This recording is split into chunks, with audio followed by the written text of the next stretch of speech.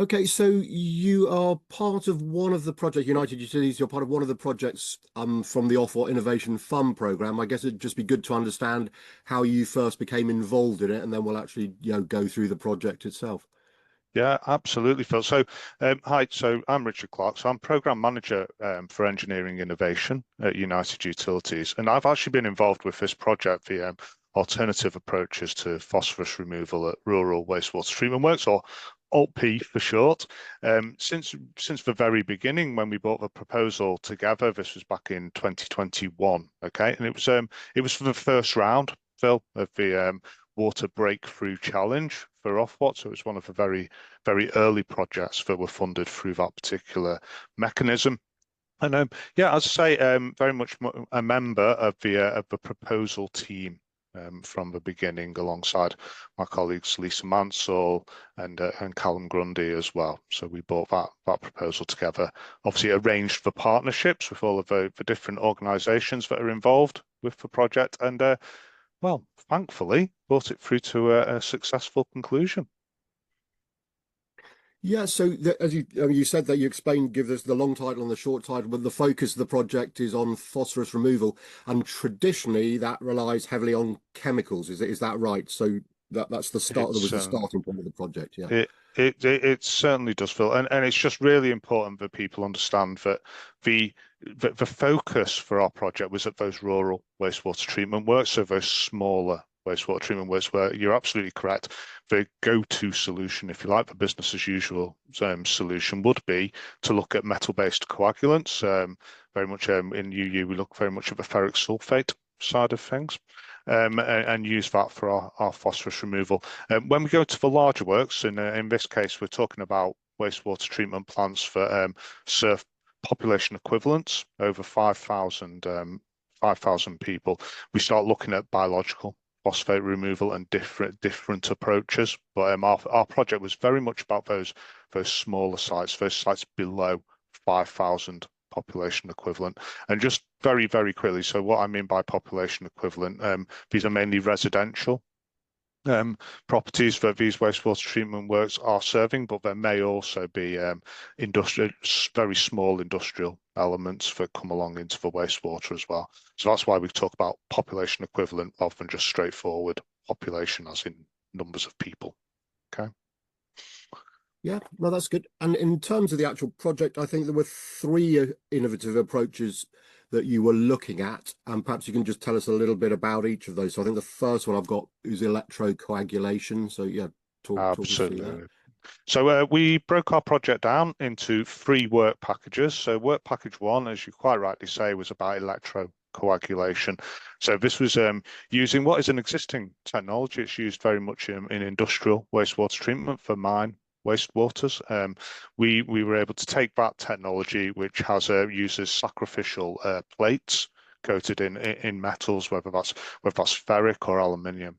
We pass the wastewater across the face of those plates, and an electrical charge is able to pulse, if you like, and release ferric to treat for wastewater. In that instance, so that metal-based coating to treat for wastewater.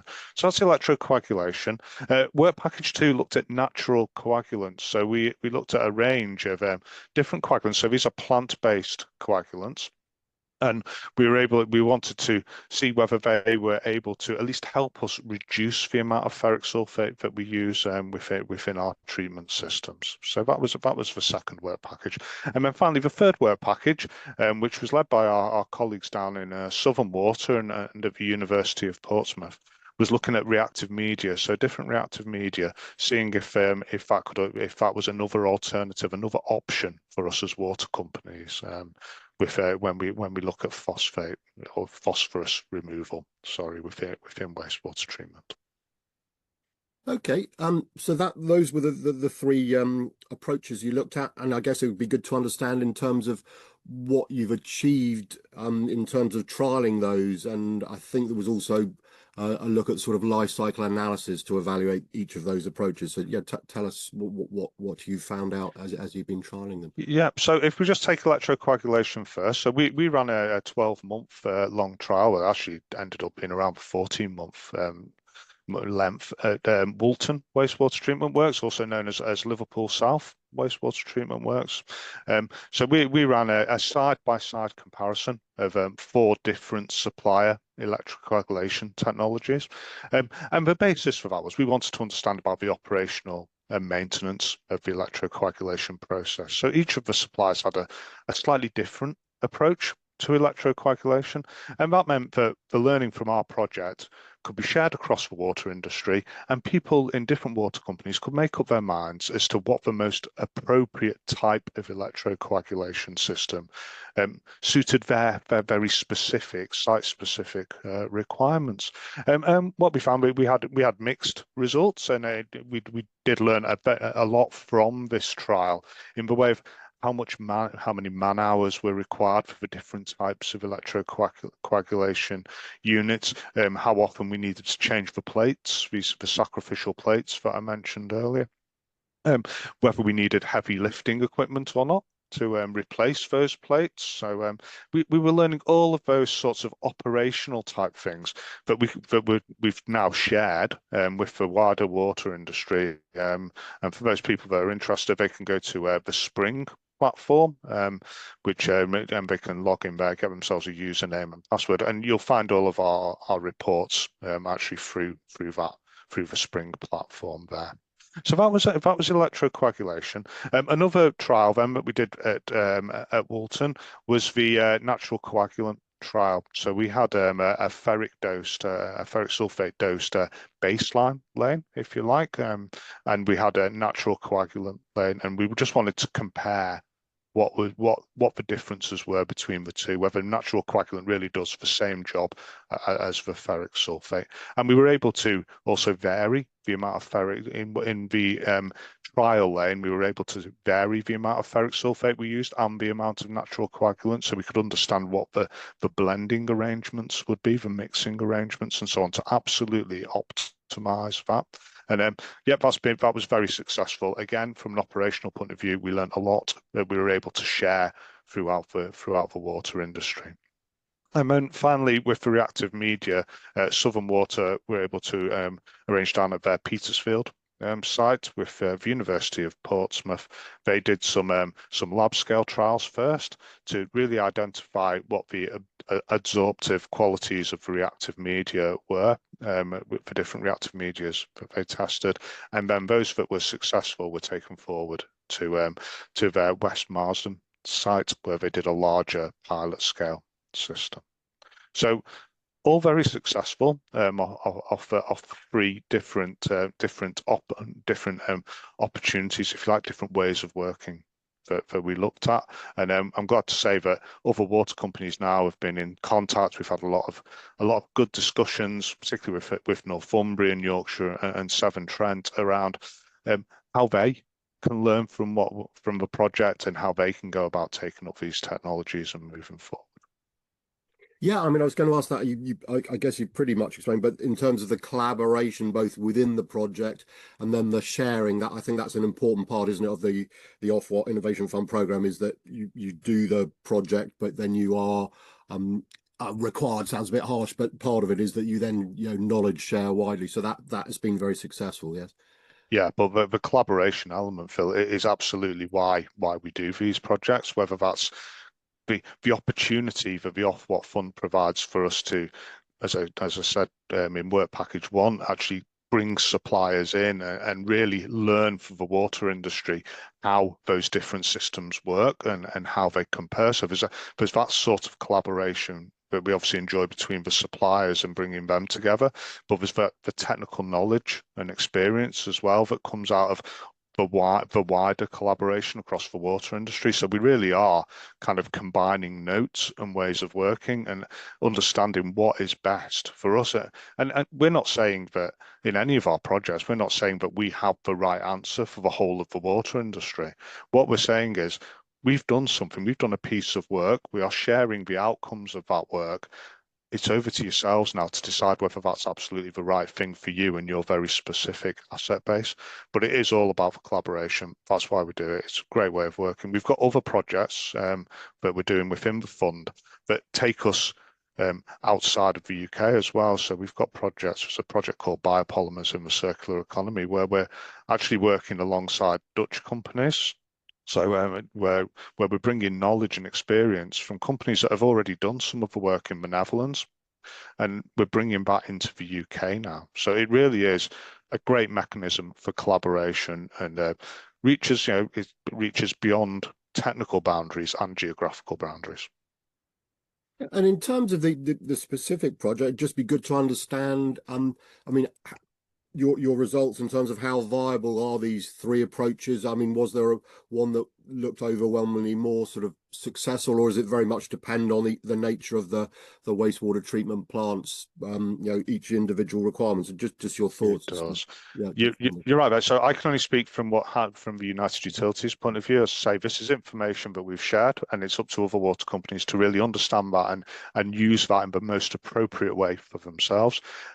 From the UU point of view, we've certainly seen natural coagulants move forward ourselves. So with the work package 2 outcomes have really worked well for us. And I must say, when we first started the investigation, started the LP project, we weren't sure from the lab scale work whether natural coagulants were going to be the right thing to do. But with our technical experts within our process technology team and with our in our engineering and science communities, we've been able to really understand those natural coagulants and identify a couple of them to take forward into pilot scale, and they've really come through. They've really worked well for us, and we've started using them on both our AMP7 and AMP8 projects. So within our asset management plans, so we've been able to incorporate them into our operational businesses and into our capital program as well.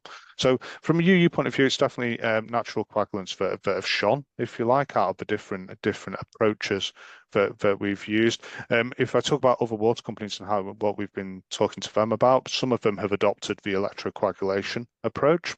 Okay, and quite a few of us already use reactive media. So from work package 3 as well, it was just finding more media, and more media will come along, which we need to test and so on within that space.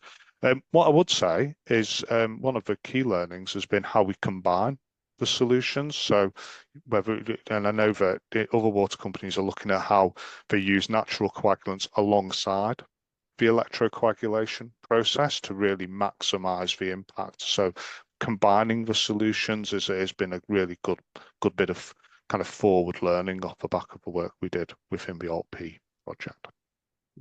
And I mean, and is the elimination of chemical treatment a possibility, or will there always need to be an element supported by some of these approaches, or can you see a time when chemicals might not be required? No, ALT-P is definitely provided us with other options. Okay, but it's not. We haven't found that it's a complete replacement for metal-based coagulants. But it's certainly reduced our dependence on them, and that's what it was all about. It's not. It wasn't. We never really envisaged ever completely removing the need for ferric sulfate. It was about reducing and helping to just remove it. And the natural coagulant side of things, it's about a 50% reduction that we've got there. So it is a nice big step in the right direction. And if we were to do a bit of blue sky thinking, obviously it would be great if we could just eliminate the use of chemical treatment within the wastewater treatment process. But that what really wasn't what we were aiming at. We were looking, let's see if we can reduce first. And if we could reach the holy grail, if you like, of complete removal, that would be amazing. But at this stage, it's the reduction that we've been aiming for. And in terms of what's still going on, are there any remaining sort of project challenges or gaps, areas you're doing some further work on, or is it you're just identified the solutions that work and carrying those forward, or there are other areas you're still looking at, if you like? Right. These things always develop arms and legs, don't they? For forever growing. So as far as the ALT-P project's concerned, if we cover that first, we've finished the ALT-P project. We are at the end. So all of our final reports, our technical reports, and our overarching report, that's available via the Spring website. We've done lots and lots of dissemination.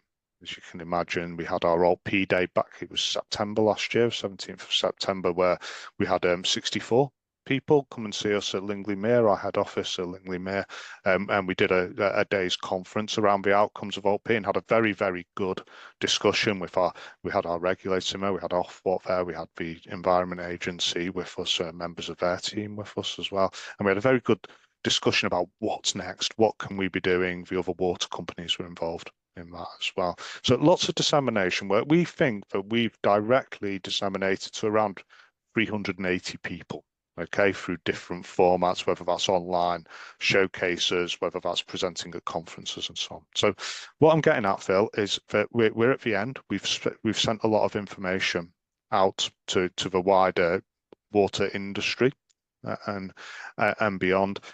So as an ALT-P project, we've got our outcomes. Now, those outcomes at United Utilities, I've mentioned natural coagulants, so we've started looking at them. We've also starting to find other companies now coming along with different natural coagulants to be tested. So we've been contacted by other organisations that are interested in having their particular product tested and seeing if that's suitable. And it's the same with reactive media as well. We're able to see that more and more organisations will come along with their different types of media to be tested. And we always knew that this was going to be the case. It never quite stops innovation. It always finds a way of moving forward into the next thing, finding more and more benefit. Just to finish off on your question, and what we're doing, it's all about benefits realisation for us now, helping our suppliers within our capital programme understand that these tools, if you like, these phosphorus removal tools are available to them. They can go out and use them and help us reduce the carbon footprint that's associated with the use of ferric sulfate. Okay, and maybe just in finishing, it'd be good to understand, because I'm sure your organisation does a lot of R&D and innovation work. What is it particularly about the Ofwat Innovation Fund Programme? Why is that sort of, what benefits does that bring as opposed to, dare I say, your, in inverted commas, normal research programme? What are the benefits? I'd come back to collaboration again. Right at the beginning of this one, I think, but it really has helped us in the water industry be more, how can I say, open and transparent about what we're doing from an innovation point of view and help each other along. So it used to be a case of, people would do, well, organizations would do their own little bits of innovation, and that's still the case. People are still doing their bits, but the Ofwat Innovation Fund has really opened that up and made sure that we're talking to each other on the things that we want to talk about. We can share the knowledge, we can share the experience, and move forward together, if you like, in the development of technologies and ways of working. So it's not we're no longer kind of in our own little boxes, if you like. We're in one big same box, and we're able to move forward together on different things. And we're constantly now talking to each other throughout the water industry, trying to understand what the next thing is. How can we learn from what people have already done so that we're not repeating old work all the time? So really positive step forward from a collaboration point of view. From a funding point of view, from the money side of things, it's great that we're able to pool our kind of financial resources to nudge this forward as well. So really positive step there. And then, it's a competition, isn't it? We all love a little competition. So it's great to kind of really get stuck in and, compete for the money and really kind of bring our ideas out and just challenge each other, I think, to try and push the boundaries that bit more, okay, for the water industry, not just for our individual organisations.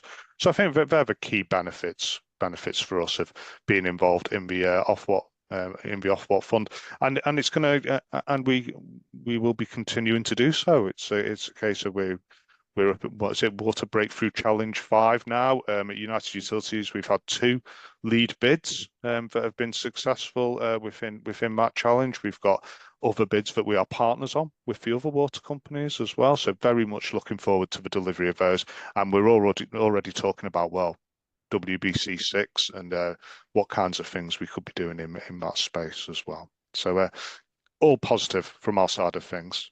Thanks, Phil. Yeah. I just to clarify on the collaboration side, has the Ofwat Innovation Fund Programme collaboration sort of sparked wider? So you're not just collaborating within that program now; it's sort of engendered more of a collaboration culture to encourage you to collaborate outside of it. Is that fair to say, or is it just within the No, program? no, no, no. I think you're right, Ben. Don't get me wrong. We've always collaborated in some ways. It's just never been on this scale. Sure. Okay, so we've always had projects where we've interacted with other water companies, and I'd look at the Uckware organisation and that side of things where we've always had that collaboration, and we've always had projects where we've looked at other water companies and just joined small collaborations, if you like. It's just the scale of the sharing now is much larger, and that's thanks to the fund and the work we're doing with. Okay, I mean it's been brilliant to chat. Some great insights into the project and the sort of ideas behind it, collaboration, the technology, innovation. So Richard, really appreciate your time, and it sounds like we might have a conversation in the future when some of these other projects I really are hope down so. the road. But yeah, No, but really enjoyed well, it. So thanks for your no, time. no, thanks for having me. Thank you.